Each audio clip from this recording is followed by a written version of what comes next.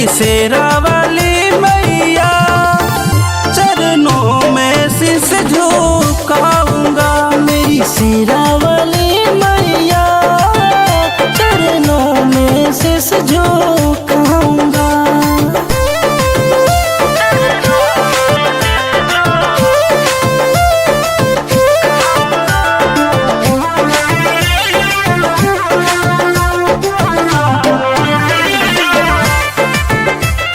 रांची से कलसा लाऊंगा, पटना से चुनरी मंगाऊंगा।